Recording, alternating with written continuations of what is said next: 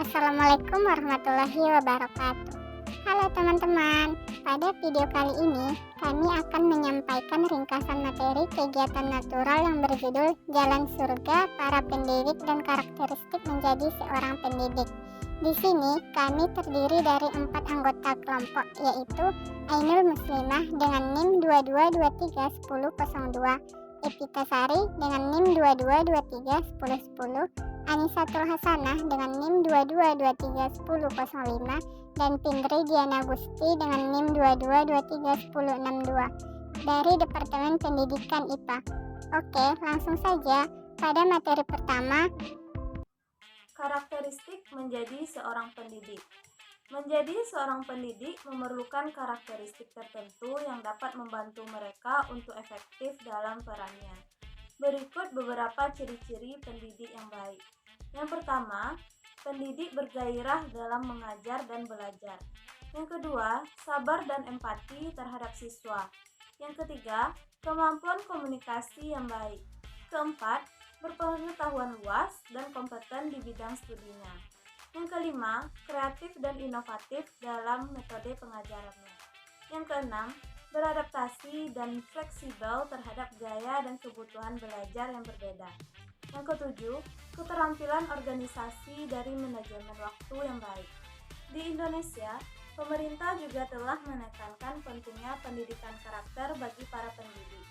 Peraturan tentang pendidikan yang dirancang untuk penguatan karakter mendefinisikan penguatan pendidikan karakter atau disingkat PPK sebagai gerakan pendidikan di bawah tanggung jawab satuan pendidikan untuk memperkuat karakter peserta didik melalui harmonisasi hati, rasa, pikiran, dan badan dengan keterlibatan dan kerjasama antara satuan pendidikan, keluarga, dan masyarakat.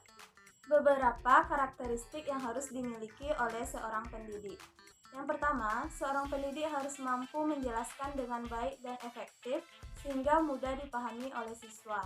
Yang kedua, seorang pendidik mengenali siswa dan memahami keunikan serta potensi mereka. Yang ketiga, pendidik dapat mengadaptasi dan beradaptasi. Yang keempat, pendidik memiliki semangat mengajar dan menjadi teladan bagi siswanya. Yang kelima, pendidik harus fleksibel dan memiliki sifat yang bijaksana. Yang keenam, pendidik harus peka dan sabar. Yang ketujuh, pendidik bersikap terbuka dan menerima koreksi dari siswa. Yang kedelapan, pendidik harus realistis. Pendidik yang memiliki karakteristik tersebut dapat menciptakan suasana pembelajaran yang menyenangkan bagi siswa dan mendukung prestasi mereka. Oleh karena itu, menjadi pendidik yang baik juga memerlukan komitmen terhadap pendidikan karakter dan kemampuan mengintegrasikan pembangunan karakter ke dalam praktik pengajarannya. Nah, selanjutnya kita masuk ke materi yang kedua, yaitu tugas dan tanggung jawab seorang guru. Nah, di sini ada beberapa tugas dan tanggung jawab seorang guru, yaitu yang pertama, tugasnya yaitu mengajar. Nah, seorang guru adalah seseorang yang mengajarkan ilmu, pengetahuan, dan seorang guru memiliki tanggung jawab untuk mengajarkan ilmu pengetahuan pada siswa-siswanya. Nah, tujuannya adalah agar bisa membuat para siswa mengetahui tentang materi dari suatu disiplin ilmu dan memiliki tingkat intelektual yang lebih tinggi. Nah, tugas yang kedua adalah mendidik. Guru merupakan seorang pendidik, dan mendidik siswa merupakan hal yang berbeda dengan mengajarkan suatu ilmu pengetahuan. Kegiatan mendidik siswa memiliki tujuan untuk mengubah tingkah laku siswa menjadi lebih baik, sehingga dapat menjadi anggota masyarakat yang baik pula. Dalam proses mendidik siswa, seorang guru akan memiliki tantangan yang berbeda jika dibandingkan dengan hanya mengajarkan suatu ilmu pengetahuan. Supaya sukses dalam mendidik siswa, seorang guru harus dapat menjadi teladan yang baik bagi siswanya, sehingga mereka dapat memiliki karakter yang baik sesuai dengan norma dan nilai yang berlaku di masyarakat. Tugas yang ketiga adalah melatih keterampilan hidup. Tugas seorang guru adalah melatih siswa agar memiliki kecakapan atau keterampilan hidup, sehingga seorang guru harus melatih siswa untuk menguasai kecakapan atau keterampilan hidup abad 21 untuk menjadi bekal bagi siswa melakukan segala tantangan yang mereka hadapi di masa depan. Tugas guru yang keempat adalah memberikan bimbingan dan pengarahan. Nah, siswa yang mengalami kesulitan atau kebingungan dalam proses belajar mengajar harus dibimbing dan dibantu mencari solusinya. Guru dan siswa bersama-sama berusaha memecahkan masalah sehingga siswa tetap berada pada jalur yang tepat dan dapat mencapai tujuan dalam pendidikannya. Nah, tugas guru yang terakhir adalah memberikan motivasi kepada siswanya.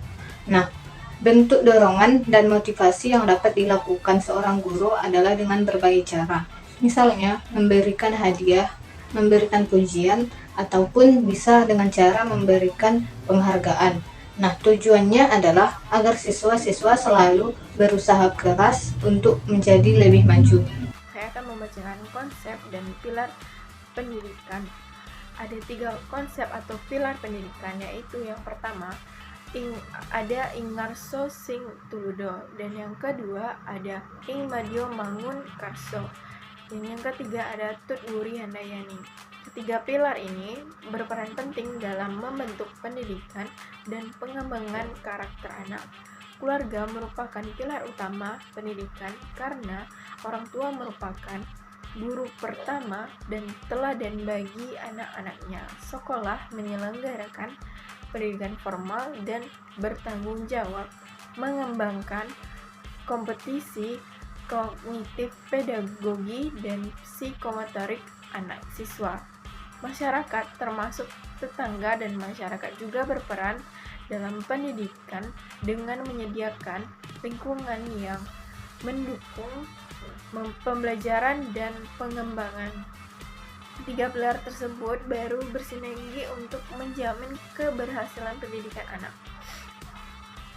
Yang pertama ada ungkapan ing ngarso sing tuludo, merupakan salah satu dari tiga slogan pendidikan yang terkenal yang diciptakan oleh Ki Hajar Dewantara, seorang tokoh pendidikan Indonesia. Ungkapan tersebut dalam bahasa Jawa dan mempunyai makna yang sangat dalam. Berikut adalah arti dari kata tersebut. Arti kata frasa tersebut. Ing yang berarti di, yang kedua ada ngarso yang artinya depan atau yang memimpin, sung artinya aku, dan tuludo berarti contoh atau model. Jadi arti dari ing ngarso sung tuludo mempunyai arti saya teladan di depan. Ungkapan ini menekankan pentingnya menjadi teladan bagi orang lain, terutama bagi para pemimpin. Hal ini mendorong individu untuk memimpin dengan memberi contoh dan memberikan contoh yang baik untuk diikuti oleh orang lain. Yang kedua ada ungkapan ing madyo mangun karso, merupakan bagian kedua dari slogan pendidikan yang diciptakan oleh Ki Hajar Dewantara, seorang tokoh pendidikan yang sangat terkenal di Indonesia. Ungkapan tersebut menggunakan dalam bahasa Jawa dan mempunyai makna yang dalam. Arti dari kata tersebut adalah ing yang berarti di, madyo berarti tengah, mangun artinya mengangkat atau membangkitkan. Karso artinya semangat atau antusiasme. Oleh karena itu, ungkapan ing madyo mangun karso mempunyai makna atau arti membangkitkan semangat di tengah. Ungkapan ini menekankan pentingnya pemimpin di tengah kesibukannya untuk membangkitkan semangat bawahannya.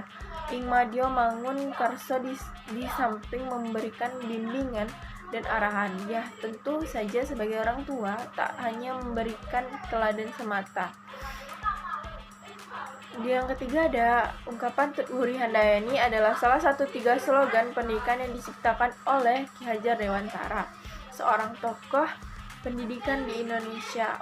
Ungkapan tersebut dalam bahasa Jawa dan mempunyai makna yang dalam. Arti dari kata frasa tersebut yaitu tut artinya mengikuti, wuri artinya dari belakang, handayani artinya memberi petunjuk.